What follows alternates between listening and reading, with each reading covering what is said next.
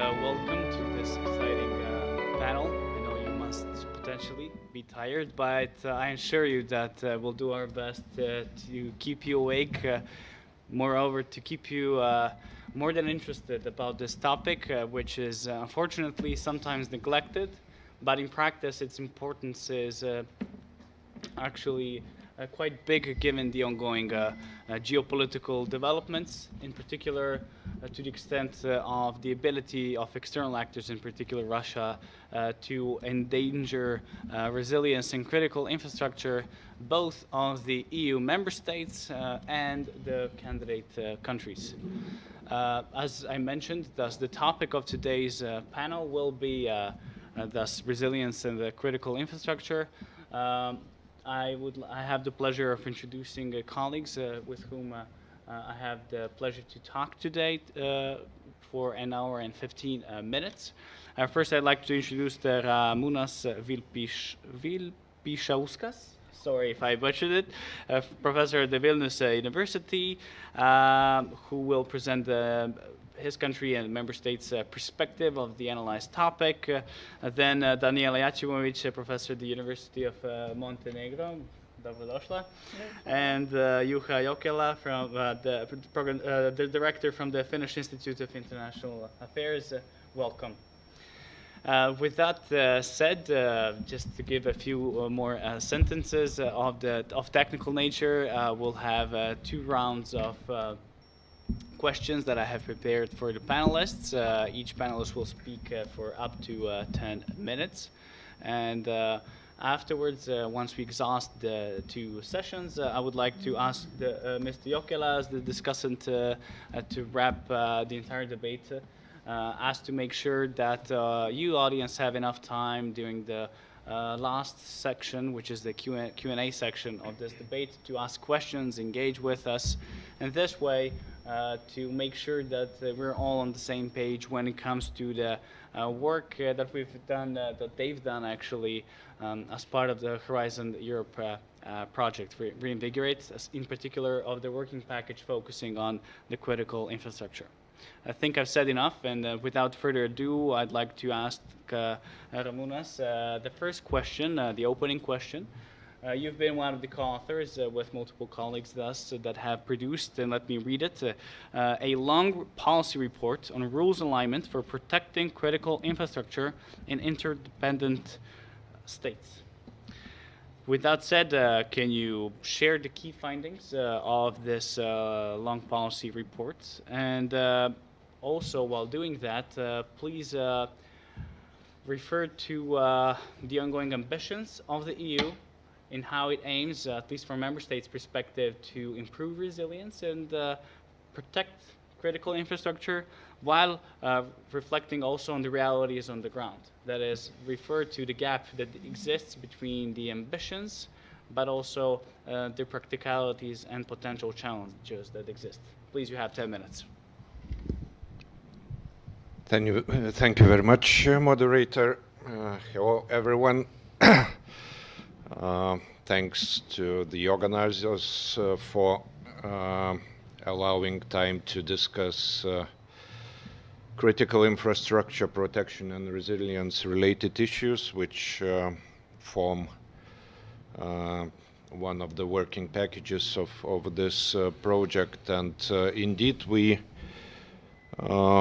so far completed the first policy report that presents an overview of debates generally about resilience, well, first of all, security, and then so-called resilience turn in the area of critical infrastructure, which is linked more generally about debates regarding resilience in the context of polycrisis, or living in the world of many crises, and then discussing what are the national debates in selected member states and selected candidate countries. So we analyzed the cases of Latvia and Lithuania, Estonia, also with the input from our Finnish colleagues.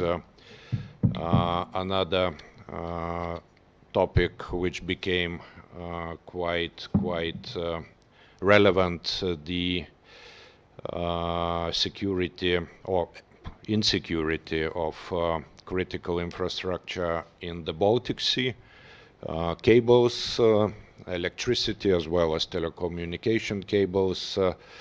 When we were preparing this project proposal, I think it was only Nord Stream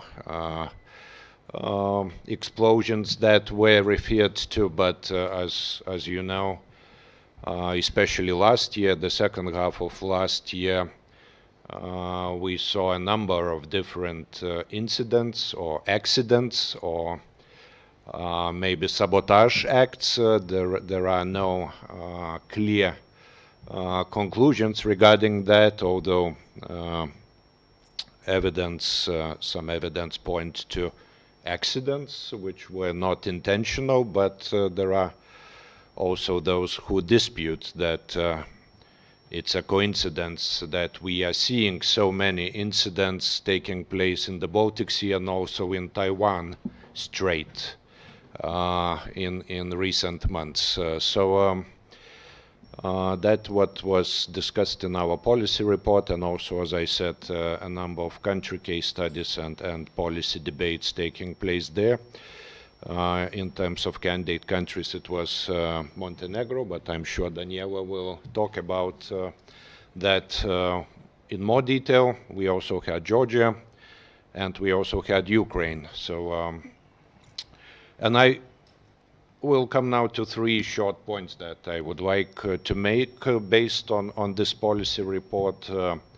The first point, what I take away from the research that we have done so far is that national policy approaches to critical infrastructure protection and resilience differ depending on a country, including depending on EU member state, not only among candidate countries, but also within the EU, despite the fact that we already had certain EU norms, like directive adopted in 2008, which was the first one on protection of critical infrastructure. There was also so-called NIS directive that was dealing with cybersecurity issues. Talking, for example, about the Baltic states and Finland, we can also argue that national approaches differ. Some countries take as a basis objects of critical infrastructure. Others, for example, Estonia, already back then focused on vital services, something that became an object of the most recent EU directive on resilience of critical infrastructure, which also widened the scope rather than energy and transport, but the number of sectors was significantly enlarged. But we will deal with that in the second long policy report, where we will look in particular into the adoption of EU norms and how it's taking place in selected member states and candidate countries. But one general takeaway is that national approaches differ, and I think it has partly or maybe mostly to do to still existing differences in threat perception or risk perception. And I think cybersecurity might also illustrate this point, because cybersecurity systems, I would say, are most mature in all countries that we analyzed. They are more mature than policy measures aimed at protecting physical infrastructure. And the reason is, I think, because there have been much more cyber attacks affecting all countries, while only Ukraine is experiencing kinetic attacks. In the Baltic states now, there is a debate going on, for example, among energy sector operators, what kind of threats we should aim to protect against our infrastructure. What objects should we protect? How much we should invest, because that depends also on the nature of threats. It used to be terrorism, usually, when we were discussing hostile activities. Now, of course, it's not limited to terrorism. Even though hybrid warfare usually emphasizes non-military aggression, but at least in the Baltic states and probably in Finland as well, in Poland, now much more attention is given to potential military aggression that is being experienced by Ukraine. And of course, then measures required to protect or to increase resilience become much more expensive. And we have this important trade-off. How much do we want to spend? How much redundancy do we want to have? I had a couple of discussions just to understand better the situation on the ground with CEOs of the energy company in Lithuania, one of the key energy companies, and CEO of the biggest telecommunications company, director responsible for risk management. And well, they are saying we have a lot of questions which are not answered yet by authorities, by regulators, regarding the nature of threats and then how much we should invest. Also public procurement procedures, because one person from the energy sector was saying our public procurement procedures are so complicated that by the time we buy something to protect against drones, let's say a grid to protect against drones, we see there are new drones already being produced which make our investment meaningless.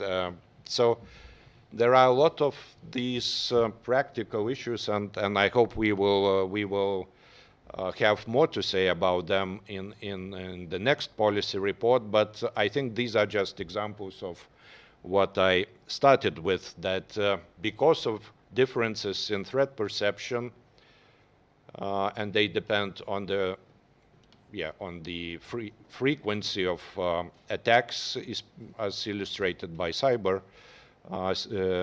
security policy evolution in many countries, we have rather divergent policy approaches, despite the fact that there are interdependencies between member states, and this project is very much about interdependencies, and European Commission regulates on the basis of internal market and interdependencies between member states, but national approaches differ. And I think not enough attention is being given to trade-offs in regulating this area, especially trade-off of costs versus security or resilience now. Resilience, because more resilience is costly.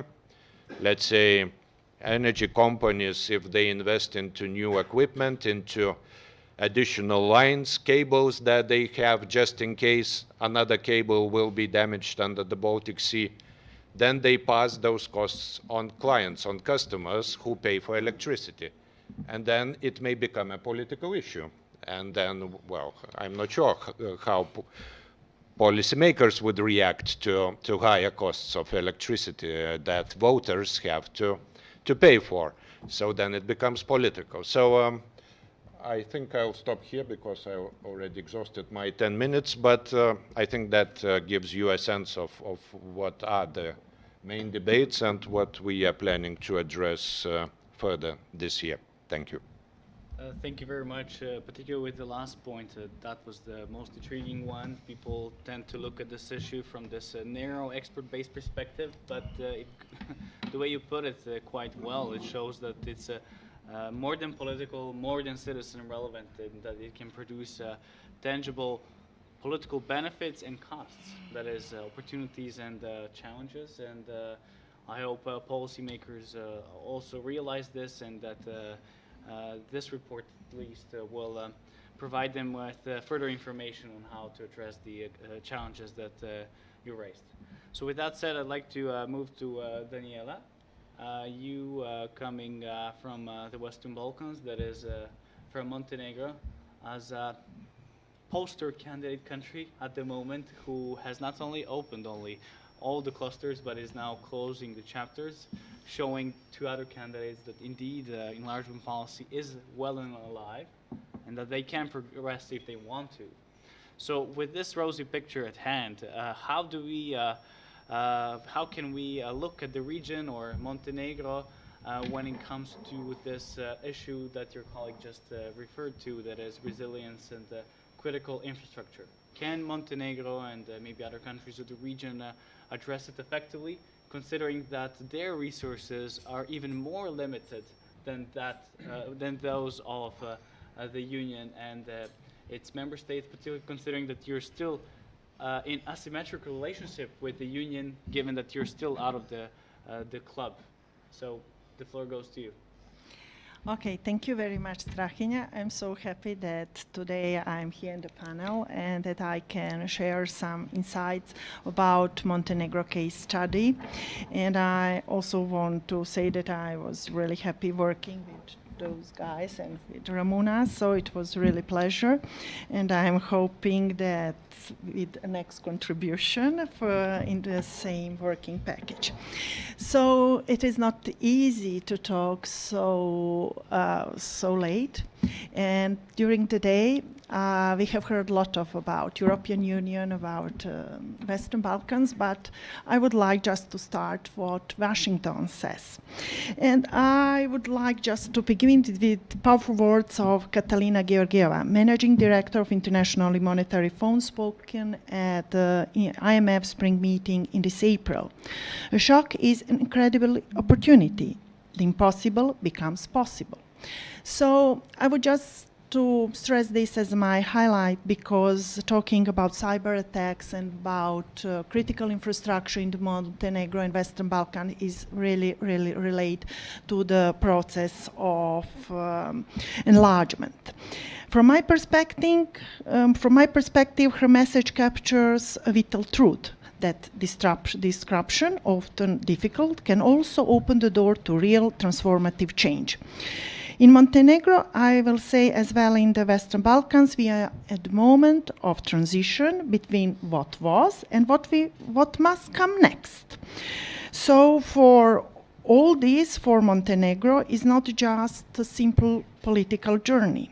Of course, as Montenegro is drawing closer to the European Union, we meet tremendous opportunities for economic growth, to stronger institutions, deeper international cooperation, more digitalization. And actually, digitalization is really vital for economic growth. And we published recently the paper when we, as a Faculty of Economics, did very huge economic analysis and found out that digitalization is key growing factor of the region, and how to actually narrow the gap among the candidate countries, particularly Western Balkan countries and European Union.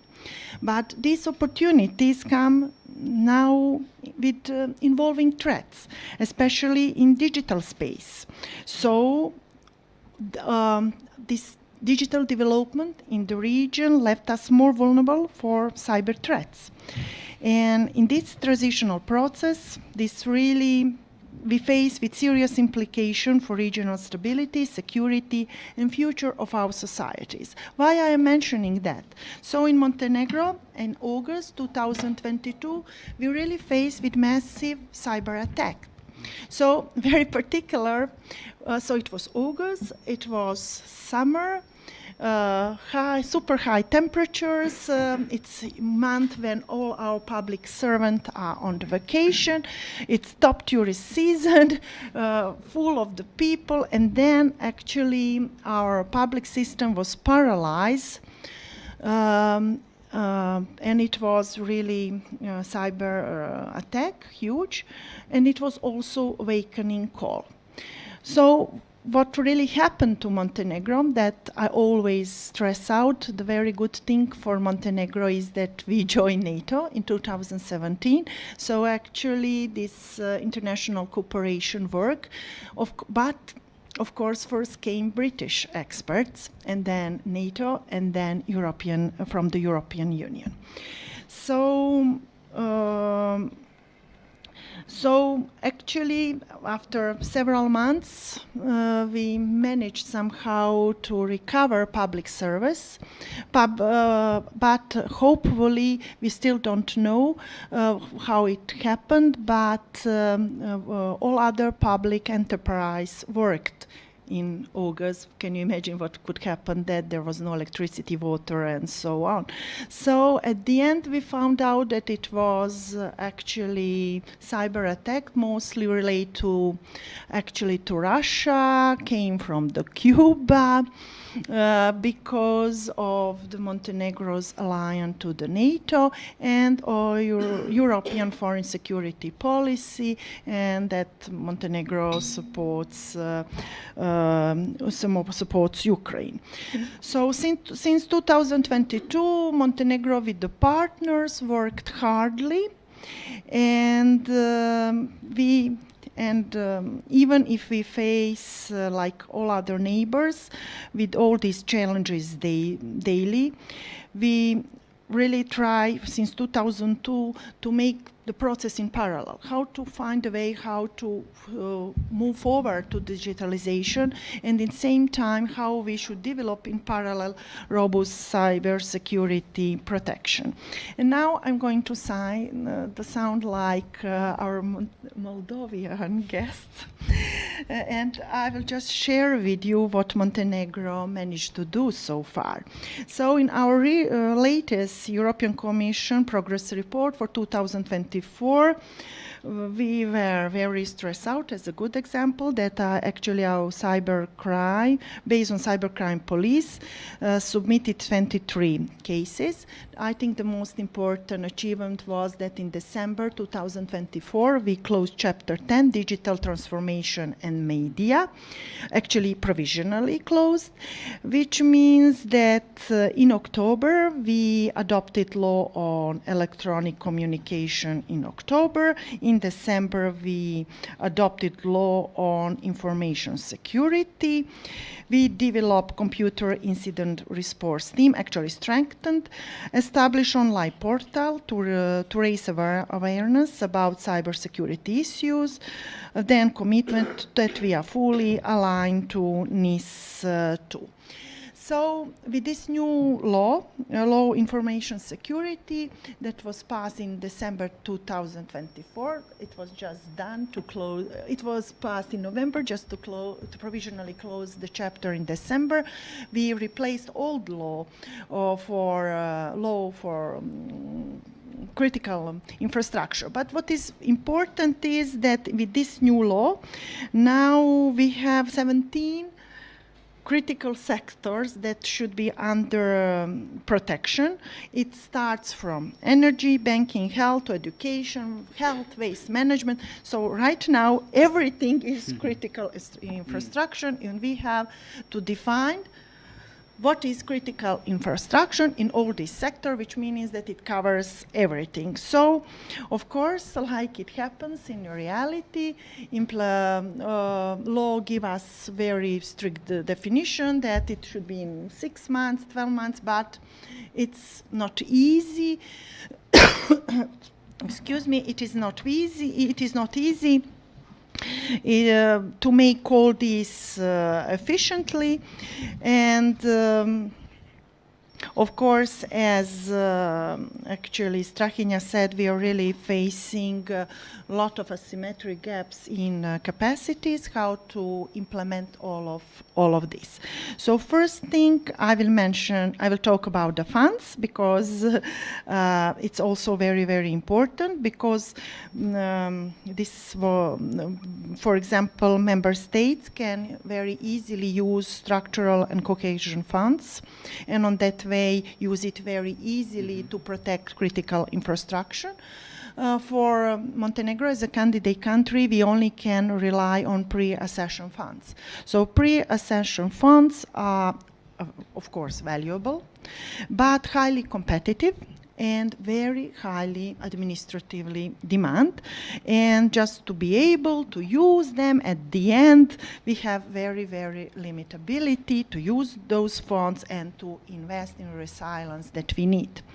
Second, there is a huge gap, a human gap. So size matters. So it's not, and one size can't fit all. So Montenegro has 600,000 people. So first, in this integration process, we are missing human capital to carry on integration process. Then, when we come to this critical infrastructure, then the gap and the problem or challenge is even bigger, because to build resilience in critical infrastructure and cybersecurity, you really have to have expertise. And it's very hard to retain skilled professionals in public administration and security sector. Then, actually, another challenge is that like every candidate country, we face with this fragmented and not efficient coordination among institutions. So this new actually law introduced the Ministry of Public Affairs, strategy of critical infrastructure, defined that it's Ministry of Defense and Ministry of Internal Affairs. Now we have somehow to find way how to reconcile the authorization over the critical authority actually over the critical infrastructure, and everybody actually fight for its share. And concluding thoughts, just to conclude. Yes. So, of course, we are not fully integrated to EU-level information sharing mechanism. We share information on some regional platforms, partial and often ad hoc. So, when we are talking about EU support, can we maybe just, excuse me, because we have limited time, can we save the EU support for the second? No, I just want to say, EU support is helpful, but much more can be done. And then I will stop. Great, I fully agree. Because we can talk about for hours about EU support. I thought you would open a new gate that should be open later. Thanks a lot, and I think the motto is critical infrastructure is everything. I think that's a message that can stick to people's minds, and you mentioned ranging it from energy over banking to health. The sector is only growing as we speak. So thanks a lot, and I think it fits well with what your colleague previously spoke. And now that we mentioned Ramunas, I'd like to open the second part of this debate, asking you about a forward-looking perspective. I do know you'll have a separate report addressing concrete recommendations, but nonetheless, I'm sure the audience is quite curious. What could we already highlight as the most urgent thing that needs to be tackled, while accounting for social, economic, political costs that you rightly so mentioned during your first speech here today? And I'm particularly asking this because you did refer to many different perspectives between member states. They have different threat levels. And this is quite curious because we've had the Union adopting strategic compass that was supposed to actually overcome the difficulty that you mentioned. And I'm curious in that sense, do you find this compass insufficiently ambitious, or what else do you believe the Union should do, let's say by the time this project is over in a year and a half, to actually become more ready to address the identified challenges, at least more ready than what was the case before this project started a year and a half ago, that is 3 years after the recommendations should take place? Thanks. Yes, that's a complex question. I would say that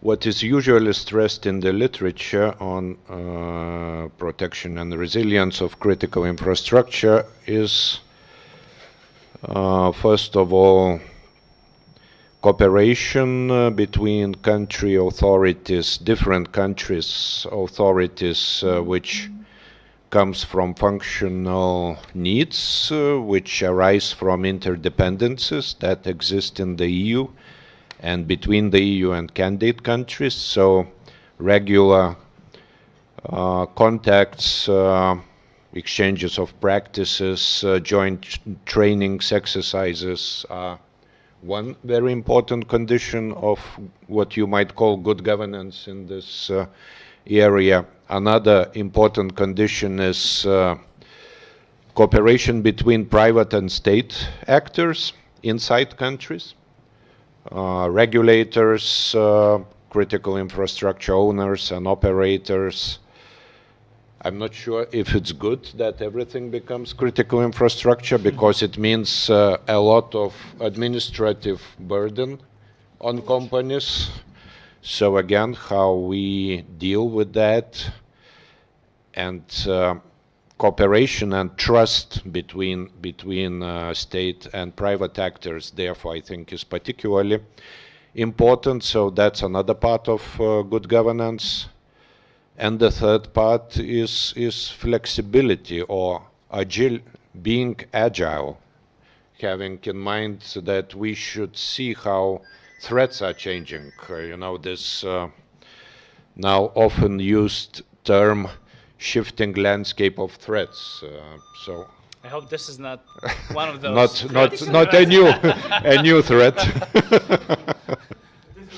We're so Yeah. interesting that we have people creeping in, wanted to pay Let's attention. remain agile. Be ready to act if needed.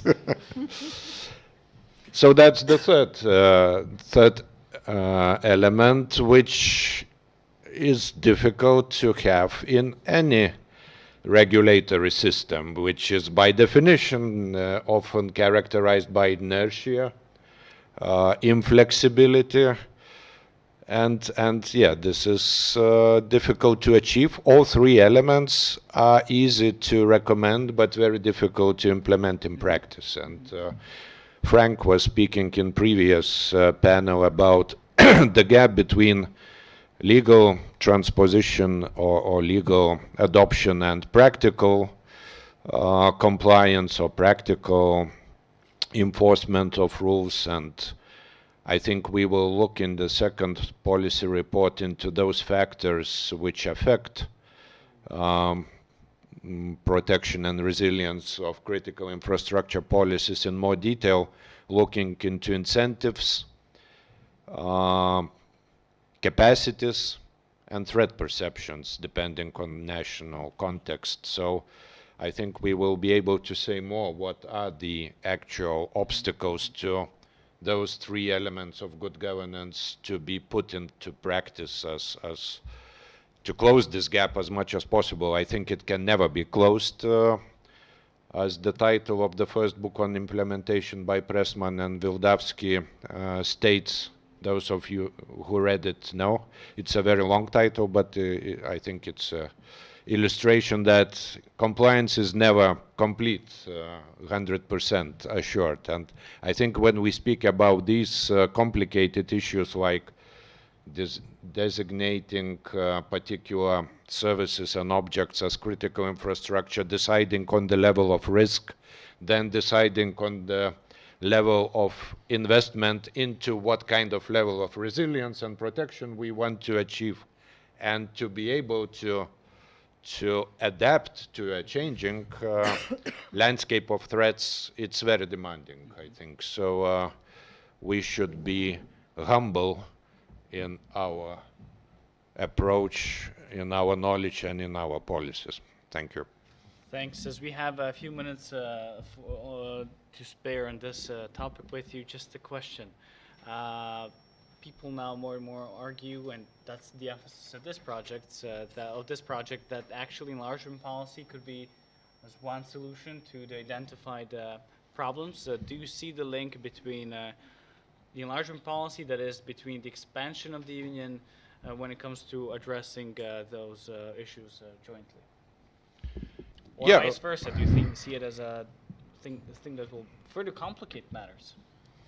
No, I think enlargement, as much as it is linked to existing and growing interdependencies between candidate countries and the EU, its member states, well, there is a functional need to align policies in candidate countries with those which exist in the EU.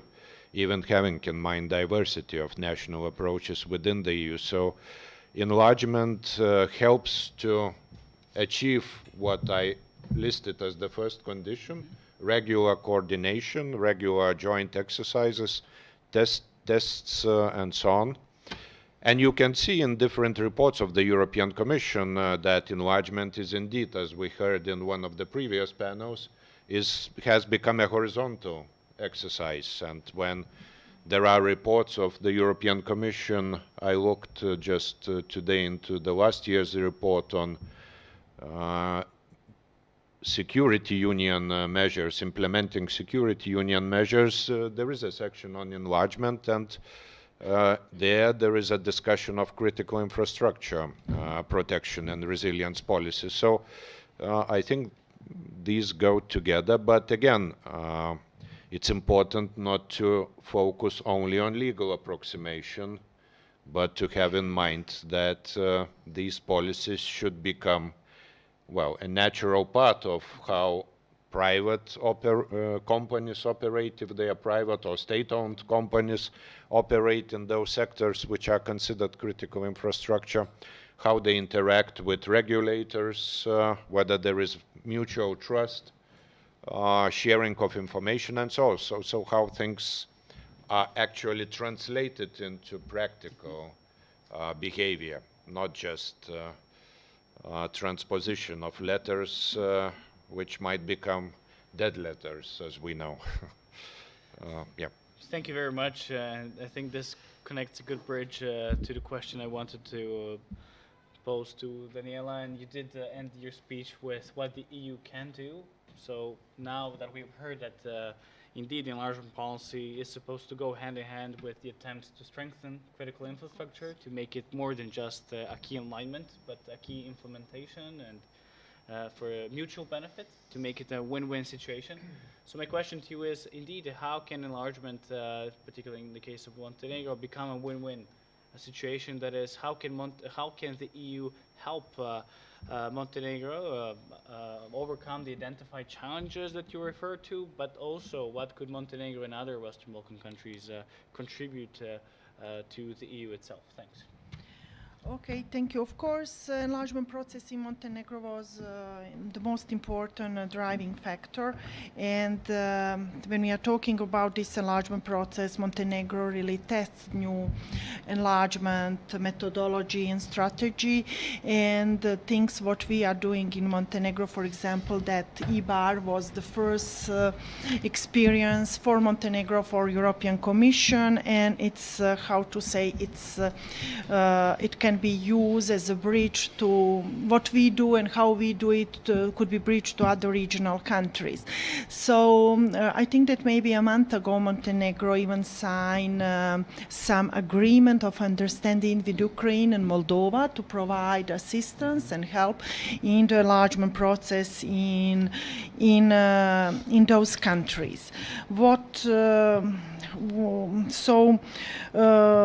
Of course, that the European Union plays a very important role, and I will say that the Montenegro administration really works hard to fulfill all what we have to do. And now, actually, our government introduced a document, but it is also work very closely with the European Commission. European Commission is very, very supportive, and the document has name Barometer 2026, which reflects that we are in position to address all closing conditions for all chapters by next the year, and then it will come to the European Commission and member states for discussion.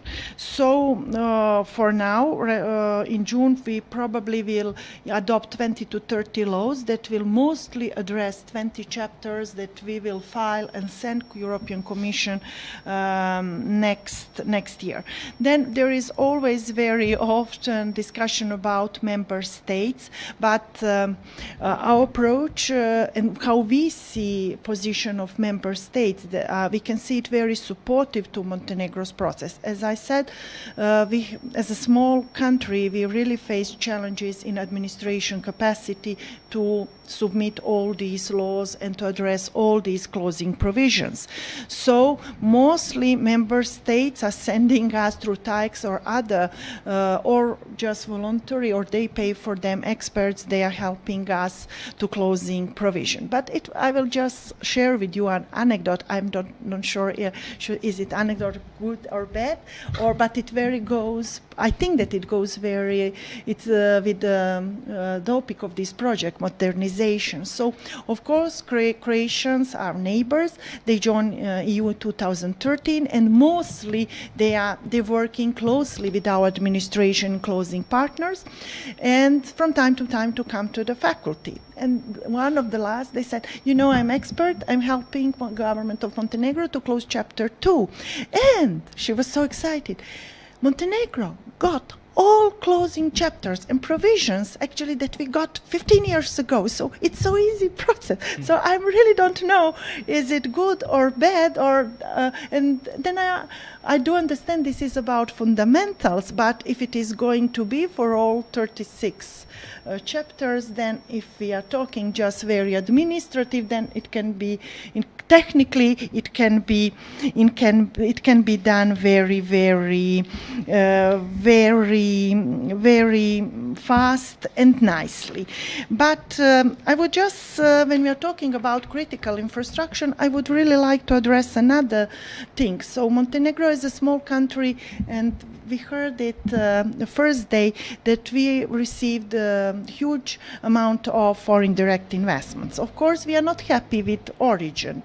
And since 2002, when this massive cyber attack took place, in 2024, we introduced investment screening mechanism and increased cooperation with neighbourhood in EU to secure infrastructure our infrastructure from geopolitical risks.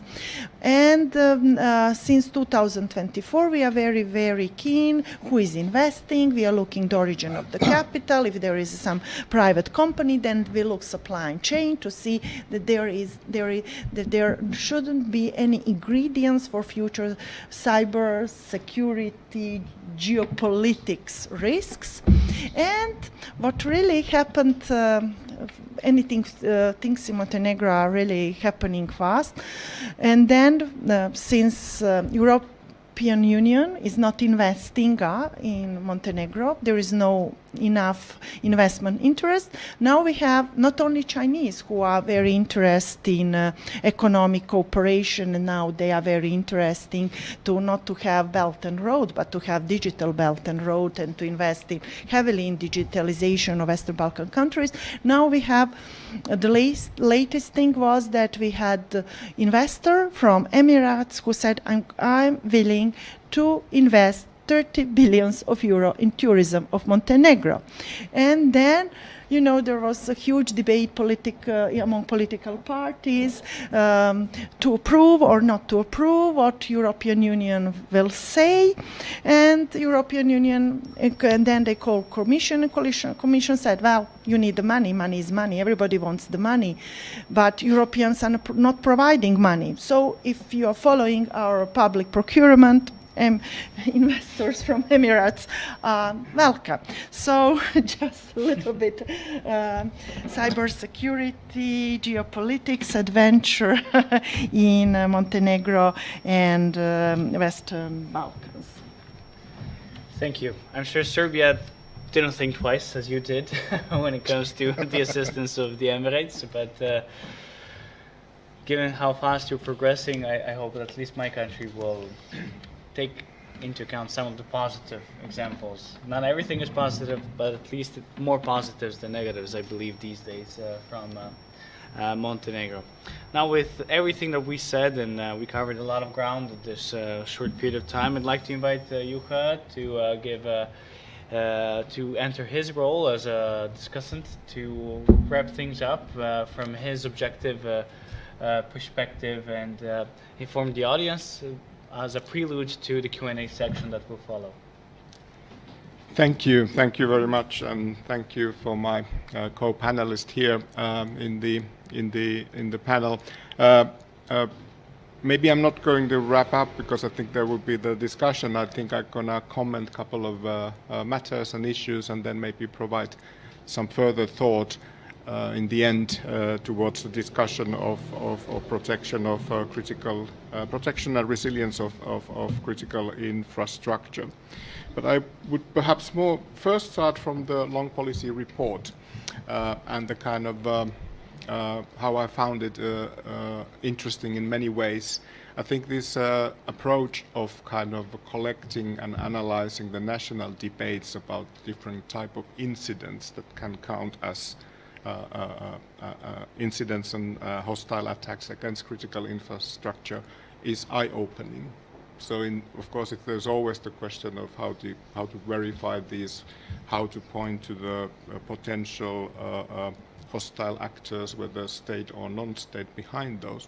But just reading through what has been observed, what has been done in the countries and the regions looked in the report, I think it's eye-opening and might actually provide pathways to address the question of the common threat perceptions. And then when we come to these common threat perceptions and whether they are common enough within Europe and European Union, I think it's always important to also keep in mind that this is not just hybrid attacks or actions against.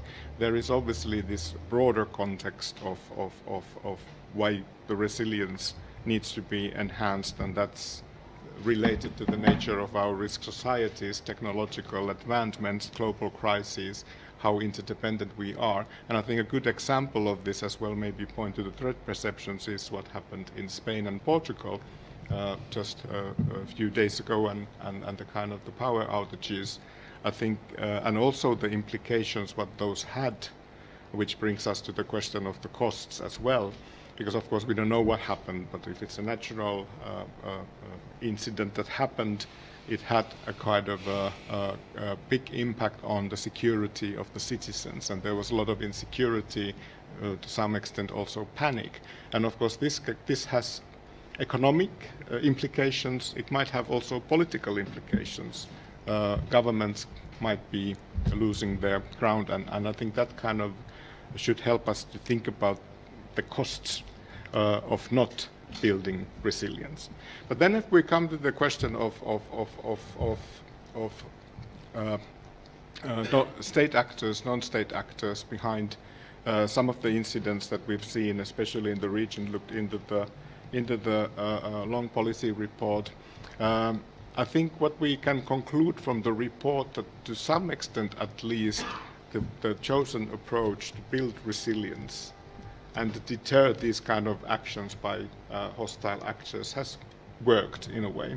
So we have evidence that the kind of the actions taken in the Baltic Sea region as well as the Baltic states, they have worked, and actually those incidents don't have had major implications, disruptions and so forth. And I think this is also another element which is quite important and could be highlighted for the kind of the EU discussions, that it is possible to address these issues. Which brings me to the question that we discussed already in this morning, and also to the case of Montenegro and more broadly the enlargement, because I remember in the panel on the security and defense, we heard that the requests of Ukraine were left unanswered related to the capacity building in military defense structures and capabilities. And this is something that I think we should think quite intensively in a way, that whether the enlargement process as well as the European Union and its member states are actually answering to the demands for capacity building in building resilience in the Eastern neighbourhood as well as Western Balkans. But then maybe coming to my sort of a little bit perhaps provocative point, and the kind of maybe also highlighting how this how this critical infrastructure resilience discussion is evolving in some parts of Northern Europe, including Finland. There is quite a lot of discussion now whether this deterrence by resilience is enough, or whether, given the kind of the geopolitical situation as well as the kind of already verified actions taking place, the EU and the Europe should move to the different paradigm, and that's deterrence by punishment, meaning that there is a need for investigate these incidents, verificate what is behind them, and if it can be judged that they were caused internationally or due excessive negligence and so forth, there should be a cost attached to that as well. And here, of course, the European approach has been to develop the legal frameworks to do that and abide also to the international norms and law in a way. How to do that? We know that there are difficult questions related to the international waters and exclusive economic zones and all of that, but I think the approach has been to kind of abide with the norms and international law, and also there might be a need to develop European law forward to enable countries and institutions to answer it. And then, of course, there is perhaps the more political element in this type of decision-making related to the deterrence by punishment, and that's the political decisions such as sanctions regimes that can be used also to deter, but also respond to these type of hostile actions. And we all know that there is already sanctions regimes in EU in place, which allows to do that. For instance, in terms of cyber attacks, also Russia's hybrid actions to some extent are there, and then there is the terrorist legislation which also allows use of sanctions. But this is obviously something that is quite vividly at the moment seen as important to develop also within the EU frame. And then maybe final word of sort of a caution when the deterrence by punishment in terms of the hybrid actions, malign actions against critical infrastructure is discussed. We have a Center of Excellence on countering hybrid threats in Helsinki, serving EU and NATO. And when you discuss with the experts of that center, they often point out that it's very important to think that these actions might have multiple objectives. And sometimes it's very unclear what the actual objectives of these actions are. So here we come back to the question of deterrence by punishment. And if, for instance, the EU member states or Europe more broadly would move beyond the international norms and laws and exercise deterrence by punishment, detain these vessels in international waters and so forth. That might actually serve the interests of some of the potential actors behind these hybrid actions, because they might have, be willing to move to the kind of a situation where within their exclusive economic zones in some of the coastal areas, Gulf Sea, the Arctic, South China Sea, for instance, they could then use also these kind of actions, and the motivations behind these actions are always a little bit difficult to kind of define. And this kind of broader picture that these multiple objectives might be there should be kind of thought quite well when the kind of the deterrence by punishment is discussed. But I will stop here and looking forward to hear the question and answer session as well as the panelists perhaps views Thank you on very these much. points. I see the audience nervously waiting for them to ask the questions, and before I allow them to do so, quick intervention by Ramunas to the discussants. Yes, thank you. Yeah, I'll just react to Juha's point short on deterrence by punishment. A couple of months ago, I met with now former Minister of Foreign Affairs of Lithuania, to discuss these matters, because I think policymakers are ahead of scholars in these debates, in these subjects. And I talked with him about what happened in the Baltic Sea with those cables being damaged. And then he told me that, well, of course, EU is too slow. It takes too long to agree on sanctions among all member states. Maybe we should instead adopt more offensive policy. And he reminded me the example of cyber attacks on Colonial Pipeline in the US in 2021. And he said, well, is it a coincidence that after those attacks, lights went off in Moscow? There was a blackout for a short period of time. And, well, he meant the US in such a way told Russians to stop such attacks against US energy infrastructure. So why can't EU do something similar? But, well, I guess the answer is pretty clear, because the EU or its member states don't have such capacities as the US does. That's my guess. I mean, to be good in cyber offenses, not just good in cyber defenses. In European Commission documents, you can only find the term cyber defenses. But what about cyber offenses? If this is just for the purpose of deterrence. So that was just my short reaction to Juha's point, which I find worth discussing further. Thank you very much, and without further ado, I'd like to give the floor to the audience, starting this Q&A section. You please raise your hand, introduce yourself, and we can start, please. Okay, thank you very much, Artur Gruszczak, Jagiellonian University. Actually, I would like to formulate my question built on Juha's remarks on this punishment and deterrence, actually criminal justice and this proactive anticipatory approach to resilience building or protection of critical infrastructure. Actually, I think that there is a distinction between systemic solutions, which usually accompany the construction of the building of the infrastructure, and some, say, specific safeguards or specific protective shields, so to say, against potential hostilities, right? And here we have a very important and sensitive issue, that of attribution, right? So my first question is, how about attribution?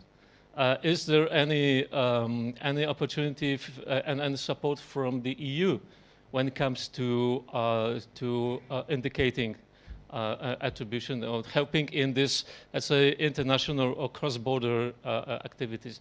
Secondly, actually, criminal justice works in the EU, but it does not work so well outside the EU.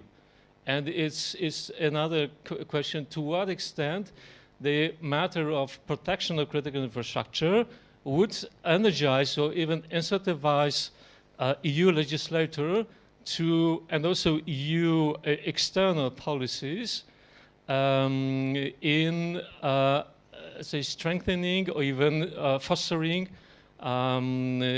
agreements or some even tacit deals with neighboring countries when it comes to investigation, prosecution of suspects or even offenders of these hostile attacks on critical infrastructure.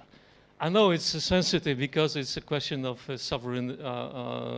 sovereignty and also autonomy of legal authorities. But I have a feeling that without us, it would be just as Ramona said, reactive, not proactive or anticipatory, and just relying on some, let's say, accidental or just some good happenings when it comes to real cooperation. Thank you. Thanks a lot. I suggest we actually take a few questions and then each of the colleagues at the table can respond. Do you have any more? Yeah. Yes, please. Maciej Stępka, the same university, Jagiellonia University in Krakow, Poland.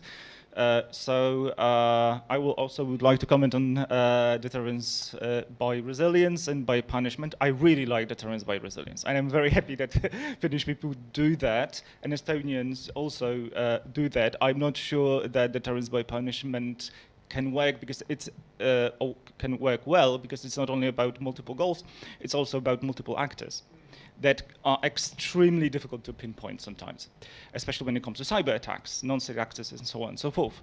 But coming back to resilience, so I'm very interested in your report, and I will certainly look it up. But I understand that you analyze national debates. So my question is, are you able to extract some cultures of resilience or some specific logics of resilience that are typical to nation states or maybe regions? So a specific way of thinking about resilience or anticipation of certain threats. Not threats, risks, because threats are not really typical for resilience. And the third question, and sorry for that, is there any way to connect societal resilience to resilience of critical infrastructure? Societal resilience, because this is something that we also discussed during this project, and the resilience of infrastructure, of critical infrastructure. Thank you. Thanks a lot. Some other questions, maybe? Oh, please. Thank you. Maybe answers. Maybe answers. No, I'm going to go with Comments, of course. It's a Q&A session. No, a wonderful report. Thank you. Thank you, Ramunas. Thank you, colleagues. Very well done. Very well done. A quick question going back to Juha's idea, which has become extremely popular. Punishment, using punishment. And a few months ago, we were having a short conversation at the Institute on, can we actually shut down the Baltic Sea to the ships that are potentially coming in and are unwanted? Because it was our president who actually came up with this idea a couple of years back already, that we should close it down for the Russians. And then there's the legal, the economic, the physical aspects of all that. And we already saw that there were some of the ships which were cutting cables, and the German police, Coast Guard took under protection. So in this case, what do you see that is, or all of you in this case, in this situation? How do you see is that a viable option eventually?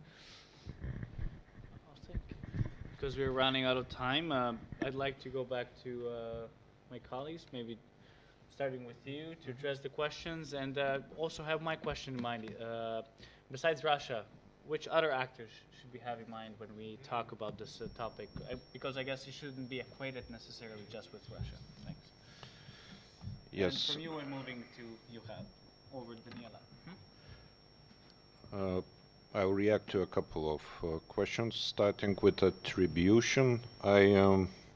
Before this project, I worked on another project on the impact of significant events on public policies and institutions in Lithuania. And specifically, I analyzed the evolution of cybersecurity policy in Lithuania, how it evolved in response to cyber attacks. Because I could clearly, by doing process tracing and interviews and going through Baltic News Service media reports from when they started reporting about cyber incidents, cyber attacks, until the time of writing this, I could clearly see a causal link between attacks and how our cybersecurity policy first was formed, because there was none at all in the beginning. Of course, 2007 attacks against Estonian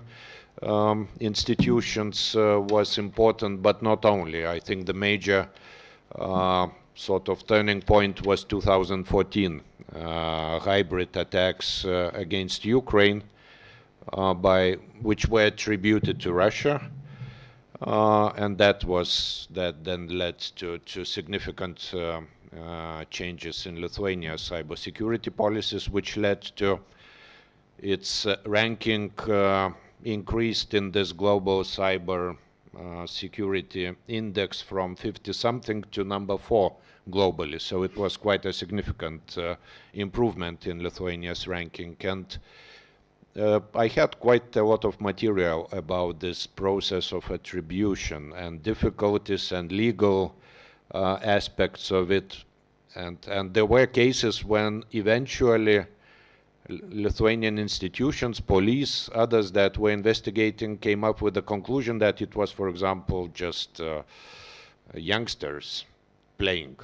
And that's it. There were such attacks.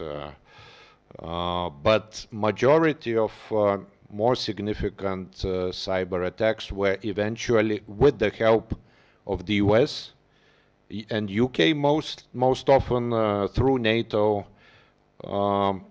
Institutions were traced to Russia. Sometimes China, sometimes North Korea, but usually to Russia. And as far as I could understand, I am not, of course, a technology expert, I am policy analyst, but as far as I can understand, you might have quite convincing evidence of who was behind those attacks. And again, it's a matter of capacities.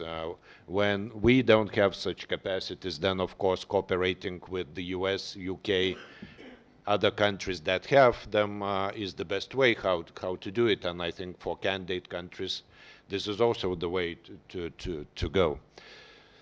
Then regarding the question about different cultures of resilience and how societal, well, first of all, different cultures, no, we didn't analyze this, but it's a very good point.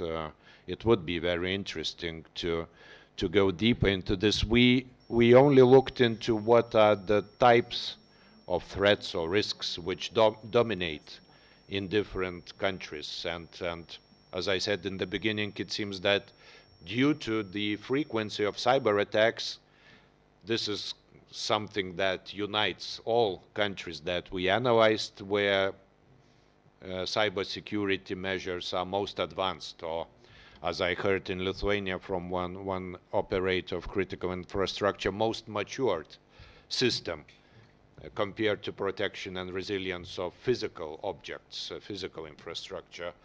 But regarding societal resilience, I think there is a link with resilience of critical infrastructure through the element of state-private actors cooperation. I mean, societal resilience, I think, should be linked to stronger mutual trust in society, to being critical of disinformation, of various, propaganda stories that might, at the time of disruption of vital services, might create panic and so on. Just to give an example. And then in such case, I think societal resilience is important to restore the provision of vital functions, for example. And probably there could be other situations. So I think they are linked. Thank you. Thanks. Daniela. Okay. So Western Balkan is different. So, okay, thank you. First thing, what I would like to say about cyber attacks in Western Balkans, and particularly in Montenegro, they are mostly associated with Russian activities, with all this disinformation strategy, how to make mess in the region, how to destabilize institution, and how to make regional countries in the region ugly. So when Europeans come to our countries and try to check the box, they said, oh, you don't look well. So this is a Russian part, and we are really not talking about kinetic attacks. So this is one part of the story. Another part, of course, they are affecting journalists, NGO, human rights defenders, and in Montenegro, since it's particularly, you can see it every day, since we are closer to European Union, somehow we have so strong political parties that they are related to Serbia, to Russia, suddenly. So, and probably it will go further in every day, in every step that we are closely to European Union, and it has happened in Balkans several times, and I think that altogether we should be better and smarter than this. Another thing, when we are talking about Western Balkans and cyber attacks and critical infrastructure, I will also once again emphasize that the region really have to find the balance among economic growth and national security. Since European money is not coming, and from other side we have somehow to protect our critical infrastructure, and I share with you our recent experience with heavily investments from Emirates that will come in following years. Then I don't know what should be, how we should properly balance. So I can only say at the end that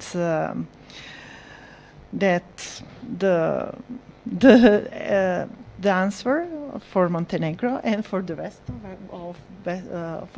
of Western Balkan countries is to join EU as fast as it is possible.